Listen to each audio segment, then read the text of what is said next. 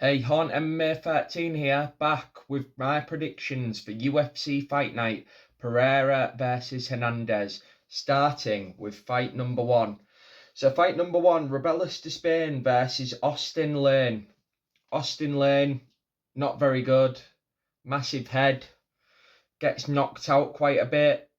Um, he's not UFC level. His best win was, I think, a bum on the Contender Series. I've got his name here. It was where is it? Richard Jacoby. No relation to our other friend Jacoby, who recently, I think he's got a fight coming up, but he got robbed by Khalil Roundtree. Anyway, that was a bit of a random little. Don't know what I was on about there, but yeah, Rebellis de Spain is quite good. I know that sounds weird to say, but don't forget this is the heavyweight division, and unranked heavyweights usually aren't that good. So for that kind of standard, he's pretty talented. He's great on the feet. He got a finish against Josh Parisian in his first UFC fight.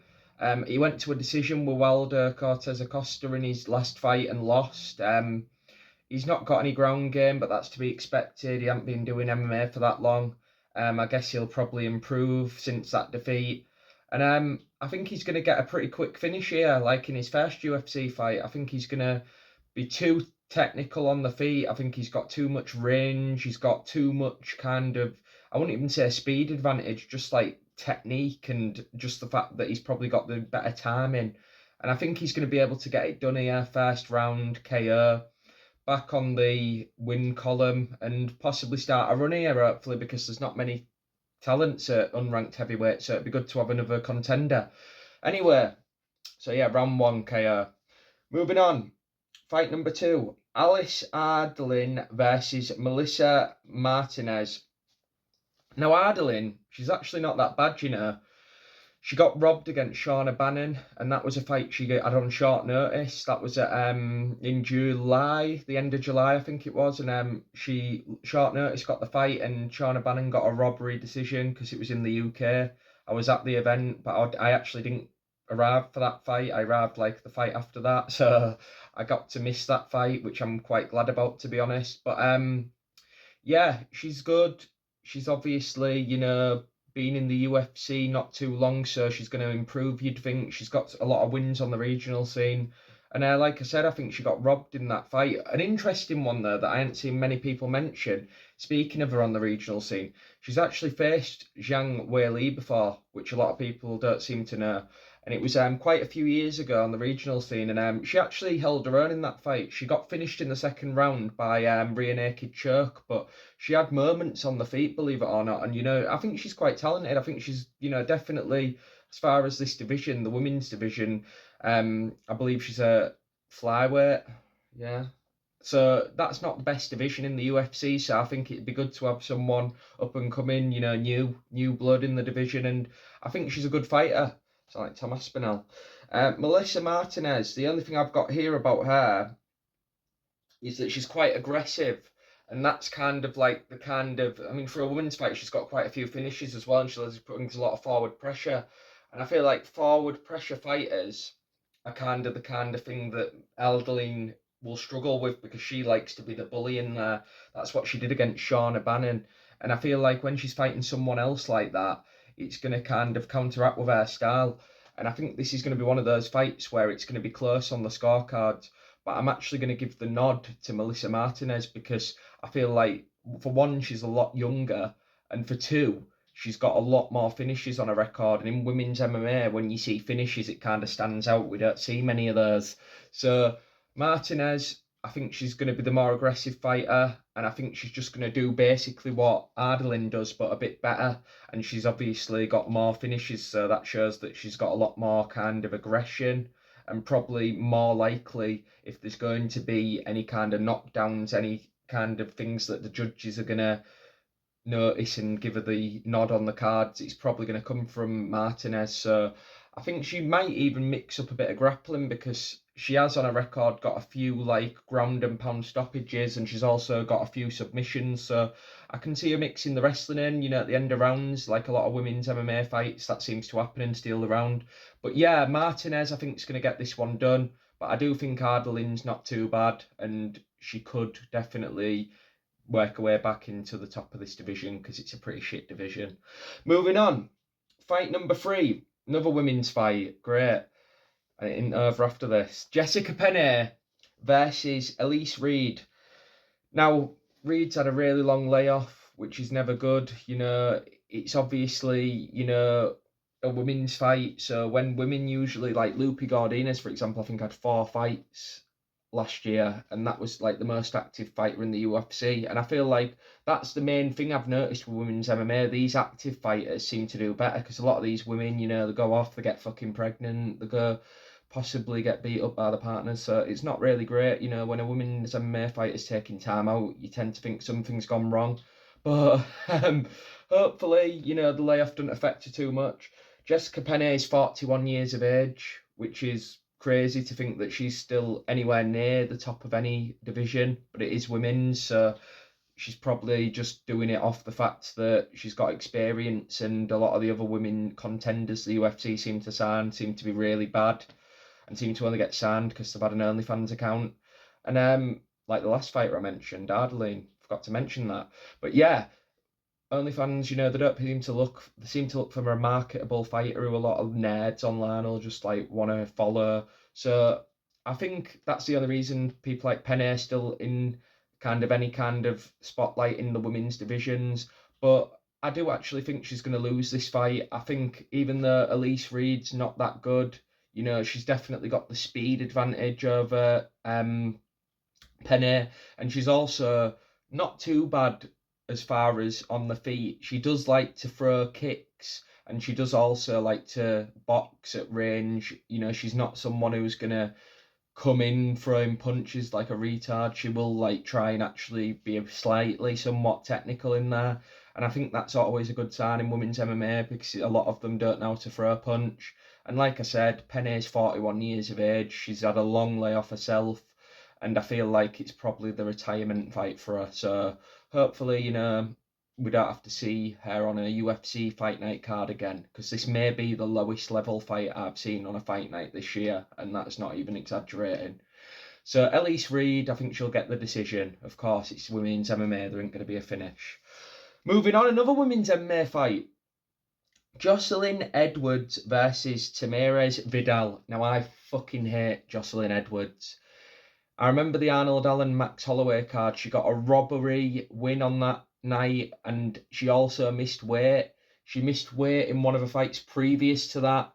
She missed weight again this time, no surprise. Last time she missed weight, as I say, she got awarded a robbery decision, which I have been exaggerating, could have been one of the worst decisions I've ever seen, but because it's women's MMA, no one gives a fuck, no one talks about it. But I think this fight, to be honest with you, it's Jocelyn Edwards is going to just manhandle her. Excuse the punch. That's not a dig at Jocelyn Edwards, how she looks. But yeah, she's going to be too strong.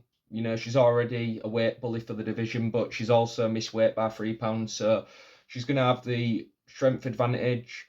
She's probably the better fighter anyway. She doesn't really need that advantage, but I can just see her absolutely bullying her and making it a really, really boring fight. Probably a lot of this fight will be against the fence, typical women's MMA stuff, Holly Holm style, rabbit punches against the fence, boring. Tamirez Vidal, she's just not at any type of high level where she's gonna be able to beat anyone, let alone someone 3 pounds ahead of her. So, she's new to the UFC, Vidal. She's quite short for the division, and she's also obviously a lot smaller in stature than Jocelyn Edwards. And Jocelyn Edwards gets robbery decisions anyway, even if she don't win. So if it goes to decision, I can't see it being any other way than Jocelyn. So I hate her. I think she should be cut from the UFC. If she was a male fighter, Jocelyn Edwards wouldn't be in the UFC right now. She's missed weight 3 times in the past 2 years. She got a robbery decision. She's missed weight again, and she's probably one of the most boring fighters in women's MMA, and that is a very, very high standard to have, considering Holly Holm is a women's MMA fighter. So Jocelyn Edwards decision, probably the most boring fight on the card.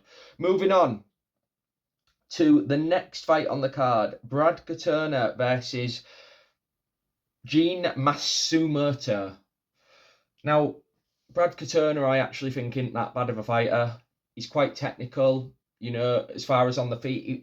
He's one of those fighters where when there's a decision, he always just doesn't do quite enough. He's too busy trying to be clean. He doesn't have that pure aggression, what's needed to, get that nod when it's a close fight. Some fighters, they'll go out there and they'll throw everything in the last 10 seconds to try and steal the round. Brad Katona's there like fucking trying to be technical, trying to look pretty. And that cost him in one of his recent fights in Canada, which was a funny night because all the Canadians lost. But I actually thought Brad Katona was one of the better performing Canadians on that card. But I feel like his opponent here is the exact opposite. He's rough, ready. He likes to have a tear up. Matsumoto, on the regional scene, I think he's got like 80% of his wins are finishes.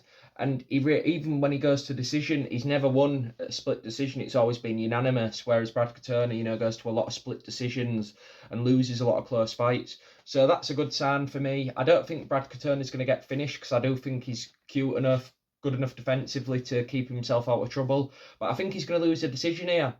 He's facing the younger man. I think Brad Katona is 32 now. I think his opponent, Matsumoto, is like 26. And I think he's just too aggressive and he's going to be able to get that kind of win the last 30 seconds, minute of the round when it's close. And I feel like that forward pressure and just will to win is going to get him the nod here. So, decision, Gene Matsumoto. Moving on. Mateus Nicolau versus Asu Amabayev. Now, I think Asu is overrated. A lot of people have seen are quite high on him. They think he's got, a good upside in the UFC. But I've got in my notes here that he has shit striking. For want of a more detailed description, he's not good on the feet. Obviously, he's good wrestling and he's good also, like, as far as pressuring people on the cage, and he likes to throw knees, so I will give him that. But as far as his actual stand-up game, he's not got anything threatening. He kind of tends to not use anything but a jab and now and again a right hand. He doesn't throw anything dangerous like hooks, anything that can cause damage. A bit like Marab in that way. But I think a lot of people think he's going to win this fight. This is my underdog pick of the card, but I think Nicolau is a veteran. He's definitely better on the feet. And he's never really lost to anyone bad. Like all his defeats, they've been his last few fights. They've all been high level fights. Flower, he knocked out Matt Schnell, which doesn't say much. And that was the other thing I was going to mention with him. Speaking of Matt Schnell, he has been finished in his last two fights, and they've both been knockouts as Nicolau. But what have we learned recently with Matt Schnell, our good guy Matt Schnell, the return of the chin? So don't let that count him out. We've seen recently that fighters, especially at these lower divisions, can come back from bad knockouts. It's not like the higher divisions where there's as big of a threat. And I feel like he's going to be able to get this one done. Typical veteran. Even though he's only 31, Nicolau, he is a veteran. He's been in the UFC. He's had 2 stints in the UFC. His first name's like Smolka. That is a blast from the past. So that's how long he's been around. And I think he's going to just get a typical crafty vet to spark, to quote Lucas Tracy. I think he's going to get a classic Jack Manson, Joe Pyfer style victory where he's just going to have those little bit more tricks up his sleeve where he can steal rounds and he can outsmart his opponent. So I'm going with Nicolau as the underdog here to get the victory over someone I think's overrated in Kobylaev. So Nicolau, decision. And that's the last fight on the prelims. Thank God for that. So moving to the main card, Darren Elkins versus Daniel Pineda. Darren Elkins, very tough fighter, tough guy. We all like Darren Elkins, he's a meme at this point, but he has got a lot of CTE. But his opponent, Pineda, I saw him fight recently against Nathaniel Wood. I was at that card, as I said earlier, and he took a lot of damage against Nathaniel Wood. When he was getting punched, you saw the spit flying out his mouth. He was getting absolutely tuned up by Nathaniel Wood in that fight. And his fight before that, he also got beat up. And I feel like when he's fighting someone high level, he does actually still look like he can kind of hang. Whereas Darren Elkins, he's completely done. I know he's coming off a victory. I think it was against CJ Vergara, but he's not fighting anyone of any level where we're going to be taking it as a serious like victory that tells us Darren Elkins has still got anything to give. Because when you're beating people who are in the unranked positions and you're not looking like you used to, where you'd be finishing these kind of guys in the first round, you're having to struggle and you get like a third round win, which I think he did in his last fight. Whereas Pineda, even though he lost his last fight, he did fight someone in Nathaniel Wood who's, I'd say top 20 at the very least fighter at featherweight. So I think you've got to take that into account. I think that he's not took quite as much damage in recent times as Darren Elkins, and Elkins as well has been out for a long time, whereas Pineda has been active. That's another thing I'd like to point out. And I think it just comes down to the both veterans, but I think Pineda's just still got a little bit more left than Elkins, and I think he's going to be able to do just enough to edge this one in a typical veteran old guy fight. Moving on. Next fight on the card, Jake Hadley versus Cameron Smotherman. Now, Jake Hadley was meant to be fighting Brady Heisland. He ended up having to pull out. Now, I do think that's a disadvantage for Hadley because his previous opponent on this card, Brady Heisland, was a wrestler / jiu-jitsu guy. And his last opponent who he beat, Kellen Loughran, was also, Major Chip Hazard, was a wrestler / jiu-jitsu guy. And the guy he's fighting now, Smotherman, is a boxer. So he was already kind of prepared for someone like Heisland in his last performance, which I thought was one of his best performances in the UFC. And now he's fighting a totally different style on late notice. But I do think Jake Hadley, even though I'd say Smotherman's a bit more dangerous on the feet and a bit more athletic and unpredictable, I think Hadley's got the better fundamentals, the better fundamental movement, and I also think he's definitely the better grappler of the two. Obviously, Jake Hadley's got more of a grappler / striker style, whereas Smotherman's more of like that athletic, crazy guy who will try throwing shit, Johnny Walker of the fucking bantamweight division. So I think even though he's new to the UFC, he's going to put a good account of himself in, but I do think Jake Hadley's going to get this one done. I think he's going to be able to do it inside the 3 rounds. I think he's going to get a finish here, probably a submission, and I won't be surprised if it comes when he maybe knocks down Smotherman, because I do think, like I said, he's got the better movement, and I think he can catch Smotherman doing something reckless. Not like a knockout, but a flash knockdown and then maybe glatch to the back, which Jake Hadley is one of his favourite things to do. He's known for taking you back quickly, and he likes to stay there until he can latch up a submission. He can even twist around and get you in triangle or armbar. He's quite skilled as a grappler, jiu-jitsu, and I think that's going to be what we're going to see here. Submission victory, and I can see it coming in the late second / early third round. I'll go for the early third round because I think Smotherman's going to be really, really, up for this with it being his big UFC moment. Moving on. Next fight, Sulamanji, fucking whatever you pronounce it, versus Charles Johnson, a previous opponent of Jake Hadley. Charles Johnson is on the run of his life at the minute. He's looked great of recent time. He's been really good. He's had 2 performances of the night bonuses in his last 3 fights. And I think Sulamanji is just a bum who should be on the road to fucking UFC China series. He's not good, no skill, and I feel like Charles Johnson's going to be able to get a highlight reel finish here. And I think that'll come in the first round.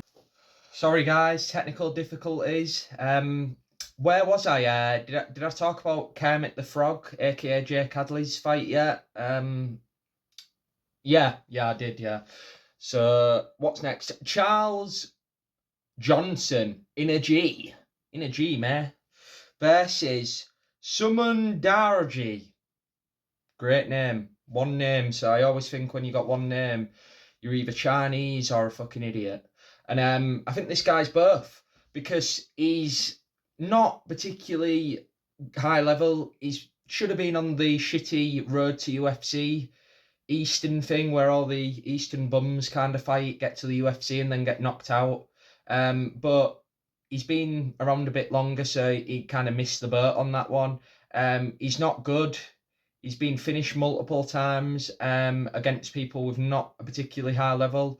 I think he got finished by someone who had like a 4-4 record, which is unbelievable, I know.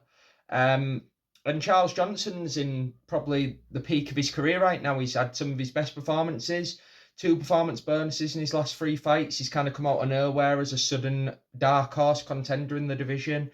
And there's not that many people in this division to look out for, so it's good to have another name at flyweight. And I think this is just the layup for him.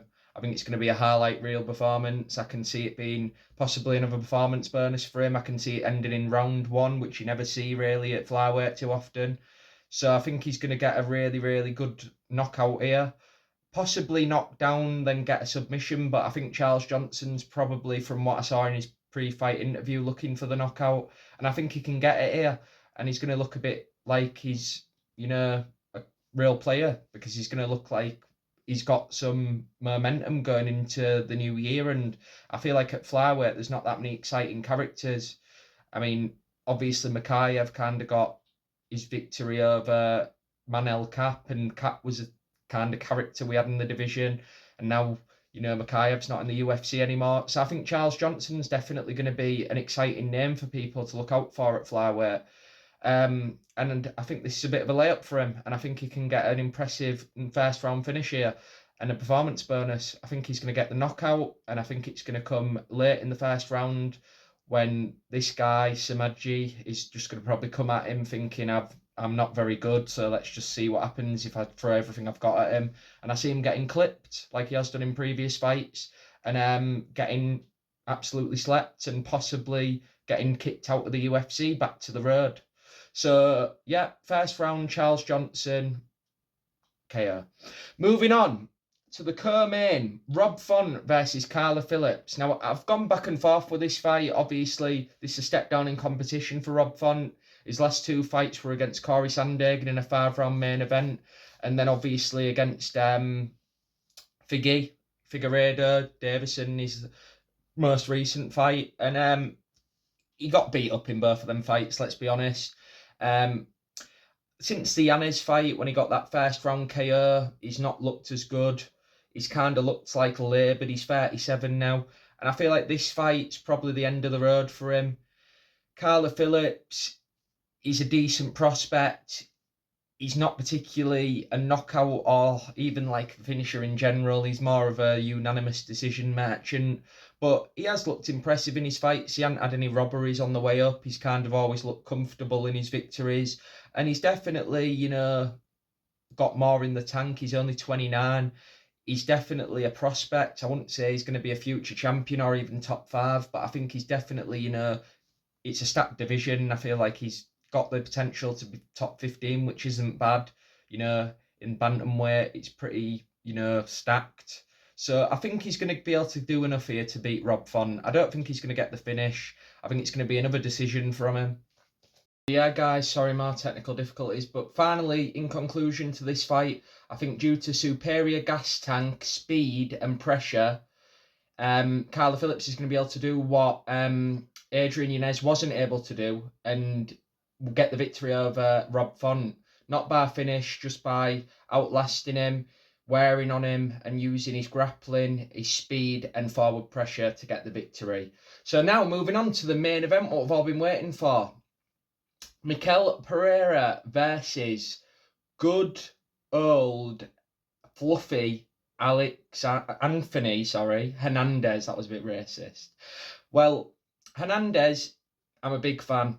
He reminds me a bit of Bisping, how he kind of uses his cardio. He doesn't look particularly athletic, but he kind of outlasts opponents. He doesn't look like the most threatening in the division, but he's kind of that guy you want to root for. And Hernandez, very good. He's got great grappling, great win in his last fight against Kopylov on the pay-per-view. He's now on a main event in a fight night, so things are only looking upper and upper for him. He's on the upward spiral in the division. Middleweight's not particularly known for having the most good kind of cardio / good output fighters. It's quite a sloppy division, and I think Alex Hernandez is one of the better fighters in the division. Pereira coming off 3 first round finishes, 3 performance bonuses, and I think that's a bad sign when you're facing someone like Fluffy Hernandez, because unless Pereira can do what Kevin Holland did a long time ago back in 2020 and knock out Hernandez with a flash knockout in the first round, similar to the Bobby Green Grant Dawson situation, which is a good comparison because Grant Dawson's a similar kind of fighter to Hernandez. You know, he's got good cardio and likes to grapple, and he likes to wear down opponents, and he showed more aggression in his last fight, as Hernandez did in his last fight. So I think this is going to be a really good showcase performance for Anthony. So yeah, guys, as I said, this is going to be a really good showcase, high level opponent show for Anthony. I think he's going to show really good improvements because in his last fight he looked improved. He got the finish, not the decision. It was against higher level competition than his last, and yet again he's stepping up to even higher level, more proven competition in Pereira. I think he's going to wrestle early Hernandez to get rid of that explosivity of Pereira. He's going to wear on him. He's going to rough him up. He's going to outlast. He's going to out volume. He's going to put pressure, back him into the fence, make him in a position where he can't be as threatening with his striking. And I think he's going to constantly be wearing. And then when it gets to the late second / early third, he's going to start punching, throwing elbows close up in the clinch. He's going to start using that forward momentum to get him to the fence with his grappling and then possibly wear him down to the ground. Use some good ground and pound. And I think that's where the finish is going to come.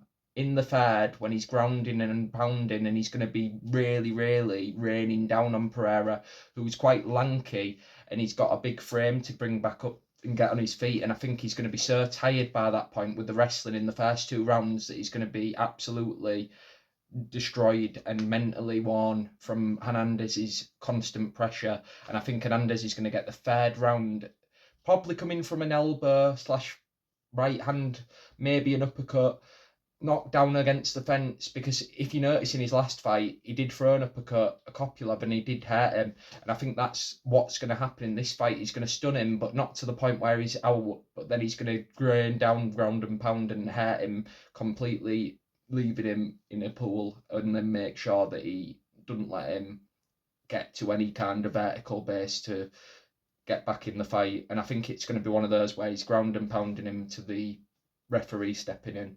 Thank you, and I hope you all like that review I've done, not review, roundup of the fights. I hope that you watch the fight card and check back in this and see how you did with my predictions, and subscribe.